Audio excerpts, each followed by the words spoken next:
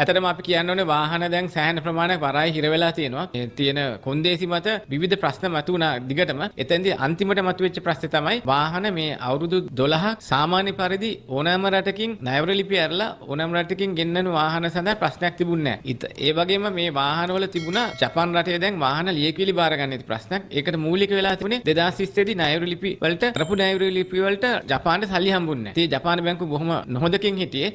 ඒ තුලට පස්සේ මේ පාර පටන් ගත්තට පස්සේ ඒකට පස්සේ සමහරක් අපේ ලංකාව ගැන ණයවර ලිපි බාර අරගෙන ක්‍රියා කිරීම ගොඩක් බැංකු නැවැත්තුවා. ඉතින් වාහන මේ නැමුගත කෙරුවට පස්සේ මං හිතන්නේ වාහන 4500ක් තියෙන ඒ වගේ ලියකියවිලි එන්නේ නැති. එතනින් එහාට මේ දින කිහිපයකට පෙර තව ප්‍රශ්නයකට පැන නැගුණා. වෙනත් රටකින් ණයවර ලිපියක් ඇරියොත් උදාහරණ ජපාන් රටින් පටවන වාහනේ වෙනත් රටකින් ණයවර ලිපියක් ඇරියොත් ඒ වාහන පිළිගන්න බෑ කියලා රේගුවෙන්. ඉතින් ඇත්තටම ඒකට නීතිපති දෙපාර්තමේන්තුවට ඒක යොමු කරලා තිබුණා. මං හිතන්නේ ඒකට හොඳ උත්තරයක් ඇවිල්ලා ඒකට දැන් මම හිතන්නේ ගැසට් පත්‍රය මාර්ගයෙන් ට්‍රේඩින් කන්ට්‍රි කියන්නේ ගන්දුණු කරන රට ඕනම රටක් ණයවර ලිපියකට පස්සේ පුළුවන් කියන එක මම හිතන්නේ නීතියක් ඇටේ කරන්නේ. ඒක හොඳ දෙයක්. ඉතින් ඒකෙදී අපි කියන්න ඕනේ මෙච්චර ප්‍රමාණයක් ණයවර ලිපි වෙනත් රටවල අරින්න හේතුනේ මේ ජපානයේ තියෙන ප්‍රශ්නෙත් එක්ක. ඉතින් මේ හැම ප්‍රශ්නෙම මේ කොනෙන් කොන ප්‍රශ්න තියෙනවා. ඉතින් මේ ප්‍රශ්න අපි ඉස්සෙල්ලා විසඳන්න ඕනේ. මං හිතන්නේ දැන් වාහන 700ක් විතර ওই ප්‍රශ්නේ මත වාහන වරා හිර වෙලා තියෙනවා. උප වාහන 17200ක් විතර වාහන හිර වෙලා තියෙනවා. මම හිතන්නේ මේ ප්‍රශ්න දෙකත් එක්ක එකතු වෙච්චා. ඉතින් මං හිතන්නේ මේ අලුතෙන් ගැසට් පත්‍රය ප්‍රකාශ කරුවට පස්සේ එක කාණ්ඩයක වාහන, ඒ කියන්නේ වෙනත් රටක ණයවර ලිපි අරපු වාහන මම හිතන්නේ ජපාන් රටෙන් වාහන නැව්ගත කරලා මේ ප්‍රශ්නේ විසදෙයි. ඉතින් මේ ඒ වුණාට මං හිතන්නේ ජපාන් රටේ ලියකියවිලි බාර ගන්න නැති එකටත් මං හිතන්නේ උත්තරයක් දුන්නොත් හොඳයි රජය. මොකද මේ අවස්ථාවේදී ඒ වගේම මට කියන්න ඕනේ පහුගිය දිනක පාර්ලිමේන්තුවේ මේ ආචාර්ය හර්ෂ මැතිතුමා කියලා තිබුණා ලොකු රජයට පාඩුවක් වෙනවා කියලා මේ වාහන වල 115ක් වටිනාකම අඩු කිරීම. ඉතින් ඒක ගැන මම පොඩි පැහැදිලි කිරීමක් කරන්න කැමතියි. 2016 වාහන වටිනාකම් ගැනීමේදී මේ වාහන කියන එකට 200 300ක් බදු තියෙද්දි ප්‍රතිශතයක් විශේෂයට බෑ වාහනයක බද්ද උච්චාවචන වෙන ටැක්ස් එකක් හදන්න ට්‍රාන්සැක්ටඩ් වැලියු එකට. ඒක නිසා ඒක ගැන හිතලා 2016 ගැසට් එකක් හැදුවා. කරන වාහනයක් ගෙනාවත් අලුත් වාහනේ බද්ද ගෙවන්න ඕනේ කියලා. ඒකෙදි වුන් සැලකුවා මිල ගැනීමේ සරල ක්‍රමවේදයක් අපි හදන්න ඕනේ කියලා. අපනයන කරන රටේ වෙළඳපොළ මිල. ඒතර වෙළඳපොළ මිල කියන්නේ ඒක ඒ වෙළෙන්දගේ ලාභෙත් තියෙනවා. හැබැයි අඩු කරන්න දෙන්නේ බද්ද විතරයි. බද්ද අඩු කරලා එන මුදලෙන් 115ක් අඩු කරලා දෙනවා පාවිච්චි කරපු වාහනයක් ගැන සලකද්දී. මොකද පාවිච්චි කරපු වාහනයක් ඇටි සලකද්දී ආනයන පාලක දෙපාර්තමේන්තුවේ තත්ත්ව පරීක්ෂණ වාර්තාවේ ගැසට් පත්‍රයේ ප්‍රකාරව ඕනෑම රටක ලියාපදිංචි කරන රටේ පාවිච්චි කරපු වාහනයක් ඇටි සලකනවා. ඉතින් අපි කවුරුත් දන්නවා වාහනයක් ලියාපදිංචි කළ කමින් අලුත් වාහනයක් ඇටි සලකන්නේ. ඒ හැම එකම ගැන සලකලා සහ රජයේ බදු ආදායම ආරක්ෂා කරන්න තමයි ඕක කෙරුවේ. ඒකෙදී අපි කතා කරද්දී මේ අපි පාවිච්චි කරපු වාහන ආනයන කරුව හැටියට අලුත් ආනයන කරුවන්ට පමණයි ගන්දුණු කළ මුදල මත බදු ගෙවන්න දෙන්නේ. අපිට දෙන්නේ එක තැනකදී ගෙනහිල්ලා බද්දක්. ඒක මම හිතන්නේ සෑහීමකට පත් වී බද්දක් රජයට. මොකද අලුත් වාහනේ බද්ද තමයි බදු වශයෙන් ගන්න මේ 115ක් අඩු කළා. ඒ ප්‍රශ්නාව මේ වාහන සමහරක් තියෙනවා දැන් ජපාන් රටේ වුණත් අපනයන කරන්න දෙන්නේ නැහැ. මිලදී ගද්දි නියෝජිතයන්ගෙන් ඒවා ලියාපදිංචි කරලා දෙනවා. එතකොට අලුත් වාහන පවා පාවිච්චි කරපු වාහන හැටියට සැලකෙනවා. ඉතින් ඒ වුණාට එම වාහනවල මේ 115 සැලකීමේදී ඇත්තට 115 නොසැලකිය හැකි. මොකද මේ වාහනවල 115ක ඉස්සක් අලුත් ආනයනක අලුත් ඒ වෙළෙන්දන්ගේ තියෙන ලාභෙත් එක්ක තියෙනවා. ඒ ගැන සැලකලා තමයි වැඩිපුර මේ 115 අඩු කිරුවේ. නැතු මේ වාහනයක අලුත් මිලම ගන්න ඕනේ කිව්වා වුණත් මේ ඉල්ලීම් මත මේ 2016 වගේ ගැසට් එක හදාලා. ඉතින් මං හිතන්නේ මේ වගේ ඒක කරද්දී අපි කමන්නේ රජයට. අපි දැන් නියමයක් ඇදුවොත් මාසයක් වගේ ලියාපදිංචි කරපු වාහනයක් වෙනත් රටක ඒක මේ හරි මේ 115 දෙන්නේ නැහැ. හරි ඒ වගේ නියමයක් හදන්න කමක් නැහැ. මොකද අපේ රටට බද්දක් නෙන්නේ. ඊට පස්සේ එතනින් එහාට ඉවර කරන්න ඕනේ. මේ වාහන වලට බෑ උඩ යට යන බදු හදන්න. මොකද අපි දන්නා වෙළඳපොලේ විවිධ අවස්ථාවලදී විෂම වෙළඳපොළවල් එක්ක ඉහළ යන පහළ යන. ඒ වෙළඳපොළත් එක්ක අපිට වෙළඳාම ගලපන්න බෑ. සහ රජයටත් ඊට පස්සේ විවිධ අක්‍රමිතා කරන්න සිදු වෙනවා මේ එක පුද්ගලයෝ. ඒකට හොඳම දේ තමයි එක බද්දක් ගන්න. මේක හොඳ ක්‍රමවේදයක් එන්ජින් දාර්ථා මත බද්ද තිබුණා.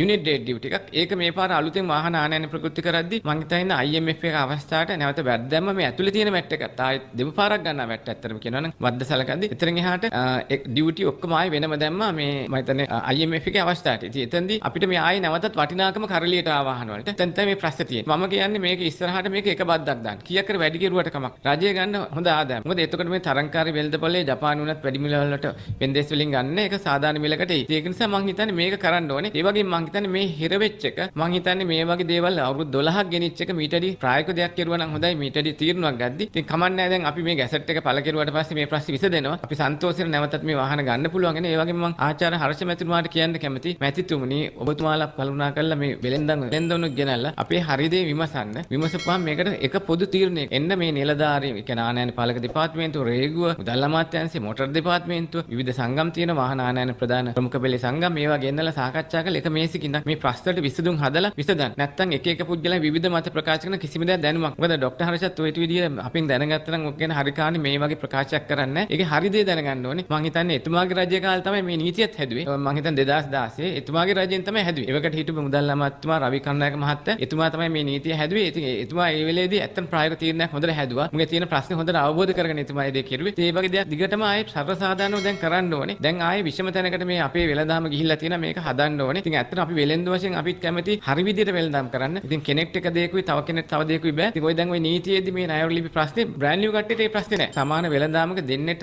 දෙවිදියකට සැලකීම ඉතා වැරදි. ඉතින් මේව හදන්න ඕනේ. ඒ වගේම තමයි මේ රට අපේ තියෙන තත්ති විනාශ කරන තවත් අපි විශේෂ දැන බ්‍රෑන්ඩ් නිව් අලුත් වාහන ආනයනකරුවෝ විවිධ දුර්මත රජයට සහ මේ විදේශිකයන් දේශීය මේ තානාපතිකාර වලට කියලා ඔවුන්ගේ වෙළඳාම වෙන්නේ නැති නිසා. මොකද මේ වෙළඳාම වෙන්නේ නැත්තේ ඒ වාහන වලට වැඩි කැමති පාවිච්චි කරපු වාහන. මේ අපි මේ ලංකාවේ ජනතාව මොකද අපේ වාහන තමයි තතෙන් උසස් තියෙන්නේ. ඒ වගේ තත්ත්වයක් තුළ අපේ වාහන මිලදී ගන්න තරංකාරී වෙළඳාම් වලට එන්න බැරි වෙද්දි අපේ වෙළඳාම කඩාකප්පල් කරන්න අනිසි දේවල් කළා. ඒක අපේ රටට හරි හානියක් මේ වෙන ජපානයේ බැංකු වලට කියලා තියෙනවා මේ රට ජපානයේ තියෙන මේ සංගමයකින් ලංකාවේ ඉන්න බ්‍රෑන්ඩ් නිව් අපනයනකරුවෝ ගිහිල්ලා කතා කරලා මේ විවිධ දේවල් කියලා අපිට අපකීර්තිමත්ව අපි වැරදිය දර්ශනයක් දීලා තියෙනවා. මොකද රටේට හොඳ බද්දක් ලැබෙනවා. මොකද අපි නිකන් සාමාන්‍ය සැලකීමක් කරන්නකො ඕන බාණ්ඩ එක අලුත් බාණ්ඩ එක තියෙන බද්ද රජයට ලැබෙනවා. ඒක සන්තෝෂ වෙන්න පුළුවන් බද්දයක්. බද්දක්. යම් කිසි විසම් වෙළඳ පොලක ඒක සම අනිසි වෙලකට වෙක්ක කියලා ඒක මිල වෙන්නේ නැහැ. මිල කියන්නේ ඕන බාණ්ඩ එක නිෂ්පාදන මුළු ප්‍රධාන මුදල. අපි දැන් මේ බද්ද සලකන්න වාහන වල ගන්න මේ මුදල. ඒ මුදල තමයි අපි මේ පාවිච්චි කරපු වාහන බදු ගෙවන්නේ. අපි දන්නා ලොරි ෆ්‍රීසර් ට්‍රක් අවුරුදු 10ක් ගෙවන්න පුළුවන්. අපි ලක්ෂ 10කට 15ක ජපාන් සල්ලි වලින් ගන්න. ඒක ලක්ෂ 100කට බදු ගෙවනවා. අවුරුදු 3ක් හරියට දෙන්නේ නැහැ. අවුරුද්දක් නැති වෙච්ච තැන අවුරුදු 3ක් හරියට ගේන තැනකදී වුණත් අපේ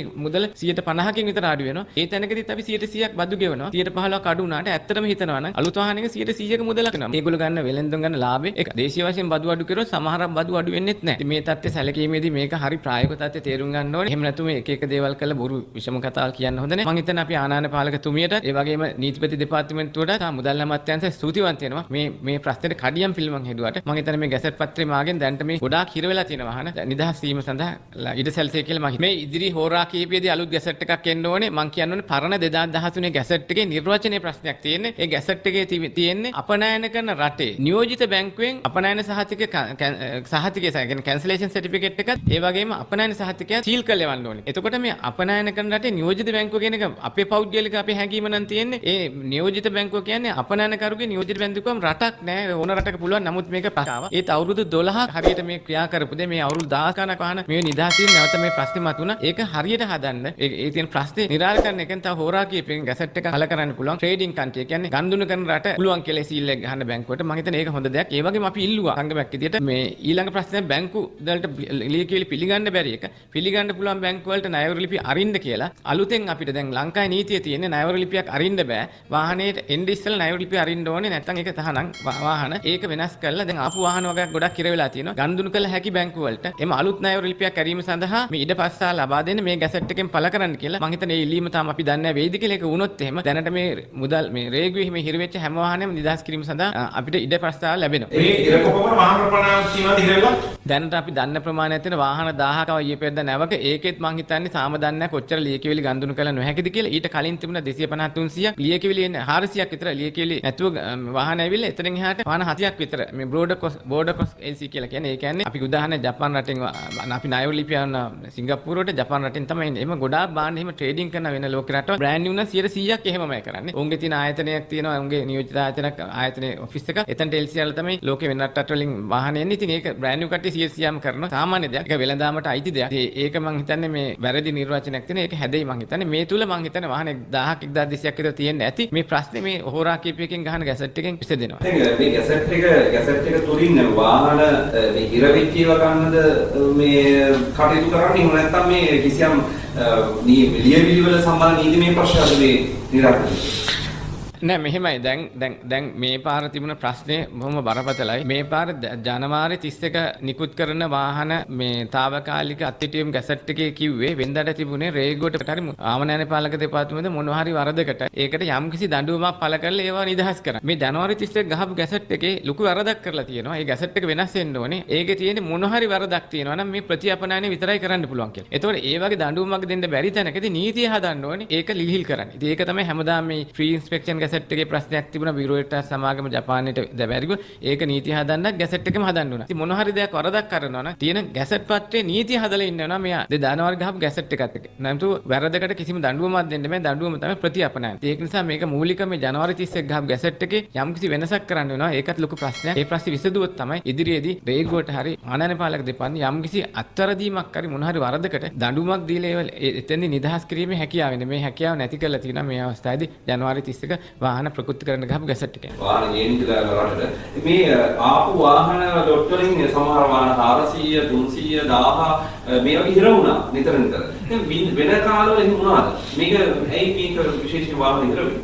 ඒක තමයි ප්‍රශ්නේ. මේ කිසිම දැන් වරදක් සාමාන්‍ය වෙද්දී යම්කිසි අත්වැරදීම් වැරදීම් වෙනවනේ වැරදීමක් වුණත් ඒකට දඬුවමක් දෙන්න නිදහස්. ඒ කාර්යය දැන් පරිබාහිර කරලා තියෙනවා. මේ ගැසට් එකෙන් ඒ කියන්නේ කිසිම රේගු නිලධාරියෙක්ටවත් ආනයන පාලකතුමීටවත් බෑ දඬුවම් දෙන්න. ඒක වැරද්ද නිවැරදි කරලා යවන්න. ඉස්සර අපි දන්නවා එක දවසක් අත්වැරදීම් LC එකක් ඇරියොත් එහෙම ඒකට සාධාරණ ඉන්වොයිස් වැලියු එකේ ගානට යම්කිසි දෙයක් දඩයක් ගහලා ඒක නිදහස් කරනවා. ඒ වගේ දේවල් එනවා. දැන් වුණොත් එහෙම ප්‍රතිඅපනයන. ඉතින් ඒක මම හිතන්නේ මේ ගැසට් පත්‍රේ බොහොම ඉක්මනට මාරු කරන්න ඕනේ. ඒ කියන්නේ මේ දැන් ඉදිරියේදී නිකුත් වීම නියමිත ගැසට් පත්‍රයෙන් මේ ප්‍රතිඅපනයනය කරනවා කියන දඬුවම ඉවත් කරලා වෙනත් ලිඛිත දඬුවමකින් නෑ ආනයන පාලක දෙපාර්තමේන්තුව ගැසට් පත්‍රයක් මාර්ගයෙන් තමයි 2013 තත්ත්ව පරීක්ෂණ ගැසට් පත්‍රය තමයි මේ පාර ඇමෙන්ඩ්මන්ට් එකක් කරන්නේ. ආයි ඇමෙන්ඩ්මන්ට් එකක් කරනවා නම් කරන්නේ ජනවාරි 31 මුදල් අමාත්‍යාංශයෙන් නිකුත් කරන ලද ජනාධිපතිතුමා විසින් ගැසට් පත්‍රයේ වාහන මේ ටෙම්පරරි සස්පෙන්ඩ් ඉවත් කරපු ගැසට් පත්‍රයේ තමයි ඒ තියෙන කොන්දේසිය තමයි ඉවත් කරන එක වෙන ගැසට් එකක තියෙන. ඒක තමයි ඉවත් කරන්නේ. ඒක තුලින් ජනතාවට දෙන ස්ථානය මොකක්ද? ජනතාවට සහනේ නෙමෙයි සාමාන්‍ය ක්‍රියාදාමයක යම්කිසි මේක ඒක යම්කිසි රිද්මයක් තියෙනවා කරගෙන යද්දි ඒක හැමදාම පොඩි වැරදීමක් හරි වෙන්න පුළුවන්. හිතාමතා කරන ඒවලට දඩුවම් දෙන්න හැකියාවකුත් තියෙන්න ඕනේ. ඉතින් මේක මේ සාමාන්‍ය රටක නීතියක් තියෙද්දි රේගු නීතිය තියෙනවා ආනයන පාලක දෙපාර්තමේන්තුවේ තියෙන ඒවා ඒ නීති සමුදායෙන්ට ඉඩ දීලා වැඩ කරන්න දෙන්න ඕනේ. ඒක ගොඩාක් අනාදිමත් කාලේ නම් ඒක තිබුණ දෙයක්. ඒවා වෙනස් කරුවාට පස්සේ මේ වගේ බොහොම පැරණි ප්‍රශ්න උග්‍ර ප්‍රශ්න වලට මුහුණ දෙන්න සිද්ධ වෙලා. ඇත්තට මේක අපි හරියට පැහැදිලි කරනවා නම් මම කියන්න ඕනේ මේ ගැසට් පත්‍රයේ 2013 අපනයන තත්ත්ව පරීක්ෂණ වාදයේ තියෙනවා අපනයන කරන රටේ නියෝජිත බැංකුවෙන් ලියකියවිලි වලට ඒ තියෙන හැම ජපානයේ වාහනයක තියෙන හැම ලියකියවිලිම මුද්‍රා කරලා එවන්න ඕනේ. ඉතින් ඒක හරි පැහැදිලි නෑ. අපනයන කරට නියෝජිත බැංකුව කියන්නේ වාහනයක් අපි LCR රට වෙන්නත් පුළුවන්. එහෙම නැත්නම් දැන් මේක දැන් නිර්වචනය කරලා තියෙනවා මේක වෙන්න ඕනේ අපනයන කරන රටේම එම රටේම බැංකුවක් කියලා. එහෙම නැත්නම් අපි LCR න සිංගප්පූරුවට ජපානයෙන් බඩු වෙනවා. වාහනේ වෙනවා. ඒතකොට දැන් බෑ කියලා තියෙන්නේ. දැන් අලුතෙන් ගැසට් පත්‍රයෙන් නීතිපති දෙපාර්තමේන්තුවේ ගිහිල්ලා දැන් කියන්නේ හරි අපනයන කරන රට කමක් නෑ. ණය ලිපියන රට වෙන රටක් වුණත් ඒක දැන් ඒ දෙකම සමාන සලකනවා. ඒ කියන්නේ අපිට පුළුවන් ජපානි වාහනයක් අපනයන කරලා සිංගප්පූරුවට LC එකක් කරලා සිංගප්පූරුවෙන් ලියකියවිලි එන්න මේ ජපානයේ තියෙන ලියකියවිලි එක සිංගප්පූරු බැංකුවෙන් ඒක මුද්‍රා කළා. ඉතින් ඒක දැන් ඒක තමයි දැන් මේ අලුත් මේ දැන් හෝරා කීප එකෙන් ගැසට් පත්‍රය පළ කරන්න යන්නේ. ඒක හොඳ දෙයක්. ඉතින් ඒ වගේ මේකෙන් උන් නැත්තම් මේ වගේ ප්‍රශ්න හිරුණාම වෙන්නේ මේ වාහන ආනයනයේදී පෞද්ගලික වාහන ආනයන කරුවොත් ගොඩක් ඉන්න ව්‍යාපාරිකයෙක් ඉන්න මේ වාහන එන එක හිඟ වෙනවා. හිඟ වුණාම වෙළඳ පොළට ඊට පස්සේ නැවතත් වාහන නැති වුණාම තාම මේ වාහනවල තියෙන අවස්ථාව තාම හීන වෙලා නැහැ. ලොකු මුදලකින් වාහන මිදලා වැඩිලා හිඟ වුණාට ඉල්ලුමට සැපියුම් දෙන්න බැරි වෙච්ච එකම නැවතත් ඉහළ යනවා. මිනිස්සු බය වෙනවා වාහනයක් ගන්න. එතකොට අනවශ්‍ය තරංකාච්ච මේ තුලින් වාහන අනිසි ලෙස මිලක් යන ඉදිරියේදී ඉඩ තියෙනවා. ඉතින් මේක වැළැක්වෙන්න මම හිතන්නේ මේ ගැසට් පත්‍රය පළ කිරීම වාහන 700 800ක් වරයි හිර වෙලා තියෙනවා. ලොකු දෙයක් කියලා මම දකිනවා. ඒක ඉදිරියට එන වාහන වලට මේ වාහන හිර වෙලා මේ වගේ තියෙන ගැටලු ආයෙ එන එකක් නැහැ කියලා කියන්නේ මේ ගැසට් පත්‍රයෙන්. දැන් ඉදිරියට එතකොට පුළුවන් අපිට ජපානයේ කොළ පිළිගන්න බැරි නම් ඒගොල්ලන් සිංගප්පූරු මේ ආයතනයෙන් හරි ලියකියවිලි ලංකාවට. ඉතින් මේ ප්‍රශ්නෙට සරල විසඳුමක් එනවා. ඒ වගේ දෙවෙනි ප්‍රශ්නෙටත් අපි විසඳුමක් තියෙනවා. මේ වාහන ජපානයේ ලංකාවට වාහන ඇවිල්ලා ජපානයේ ලියකියවිලි බාර ගන්න ඇති ගොඩක් වාහන තියෙනවා. ඒකටත් මම හිතන්නේ මේ ගැසට් පත්‍රයෙන් අපි ඉල්ලීමක් කරුවා කරන්න කියලා. දැන් ලංකාවට ආපු වාහන වලට ලංකාවේ නීතිය හැටියට අපනයන කරන්න පෙර තමයි ණය ලිපියක් අරින්න ඕනේ. ඒ නීතිය පරිබාහිර කරලා ආපු වාහන වලට අලුත් LC එකක් එහි ගන්දුණු කළ බැංකුවක් එක්ක හරි වෙනත් රටක හරි මේ අලුතෙන් LC එකක් කරලා මේ වාහන නිදහස් කරන්න කටයුතු කරන්න කියලා අපි ඉල්ලීමක් කරුවා. එහෙම කෙරුවොත් මේ කාරණා දෙක තමයි දැන් තියෙන ප්‍රශ්නේ. වරාය තියෙන සියලුම හිර වෙච්ච වාහන එළිය යාම සඳහා එළියට ගැනීම සඳහා ඉඩ ප්‍රස්තාව සැලකෙනවා. ඊට කොහොම කියන්නේ දැන් ඉදිරියේදී වාහන ගැන යම් කිසි සංශෝධනයක් වෙන්නේ නැද්ද? දැන් ඇතිතරම් ෂේප් වල වාහන තියෙනවා. වාහන වල ගිල අඩුවීමක් එහෙම වෙන්නේ නැද්ද? 13000කට වැඩිය වාහන බාරයි ගෙනලා තියෙනවා කියලා රේගු සඳහන් කරනවා. ඔව් මේ වාහන මිල අඩු වෙන්නේ නැහැ. මොකද දැනට මිලියන ලංකාවේ මිලියන 22ක් 23ක් ජනතා ඉන්න රටක මේ අවුරුදු 5ක් වාහන ආනයන කරපු නැති තැනක රජයට ඕන වුණා මේ පරණ වාහන අනිසි මිල ගිය තැන මිල සාදානී කරන්නත්. ඉතින් ජනතා දන ආය අඩු වෙන්නේත් නැහැ කියලා. අපි දන්න මේ වාහන ආවා කියලා මම හිතන්නේ දෙවෙනි වෙළඳපොලේ මිල අඩු වෙලත් නැහැ. ඒක නිසා මම හිතන්නේ ඉදිරියේදී මේ වගේ හිරවීම වෙද්දී ආය තවත් වැඩි වෙන්න පුළුවන්. ඉතින් මම හිතන්නේ තව සෑහෙන කාලයකට මම හිතන්නේ මේ අවුරුද්ද ඉවරනකම් වාහන මිල බැස්මක් නම් මම හිතන්නේ බලාපොරොත්තු වෙන්න බෑ ජනතාවට.